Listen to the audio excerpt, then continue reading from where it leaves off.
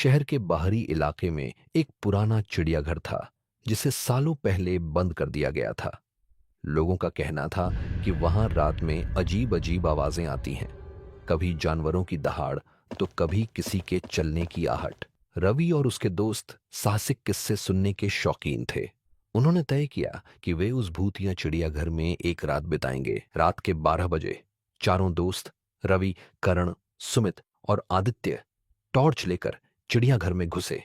जंग लगी, लोहे की गेट चरमराई जैसे किसी ने दबी हुई चीख निकाली हो। अंदर चारों तरफ घना अंधेरा था। बस टॉर्च की हल्की रोशनी से टूटी फूटी पिंजरों की परछाइयां दीवारों पर नाच रही थीं। तभी अचानक ही पीछे से किसी के कदमों की आवाज आई। चारों सन्न रह गए। कौन है? रवि ने कांपते हुए पूछा, लेकिन जवाब में सिर्फ एक गहरी सिसकी सुनाई दी। सुमित ने पिंजरे की तरफ इशारा किया। पिंजरे के अंदर एक कंकाल पड़ा था, लेकिन यह कंकाल किसी इंसान का नहीं, बल्कि किसी विशाल जानवर का था। तभी हवा में एक डरावनी हंसी गूंज उठी। आदित्य ने टॉर्च घुमाई तो देखा एक साया, लाल चमकती आंखों वाला, पिंजरे के अंदर उन्हें घूर रहा था। अचानक वह साया चीखते हुए उनकी ओर बढ़ा। घबराकर चारों ने भागने की कोशिश की, लेकिन दरवाजा खुद ब खुद बंद हो चुका था। चारों दोस्त बुरी तरह चीख पड़े।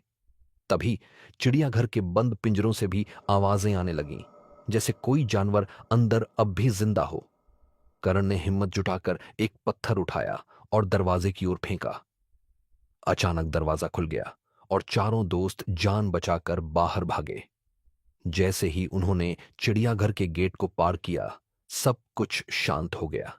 अगली सुबह जब वे गांव लौटे और वहां के बुजुर्गों को इस बारे में बताया, तो एक बूढ़े आदमी ने कहा, तुम्हें पता नहीं, वह चिड़ियाघर सालों पहले इसलिए बंद हुआ था क्योंकि एक पागल शिकारी ने वहां के सारे जानवरों को मार डाला था।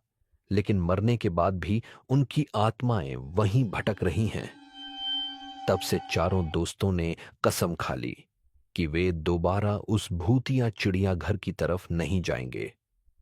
लेकिन आज भी जो कोई रात के अंधेरे में वहां जाता है, उसे जानवरों की दहाड़ें और किसी अनजान साए की डरावनी हंसी सुनाई देती है।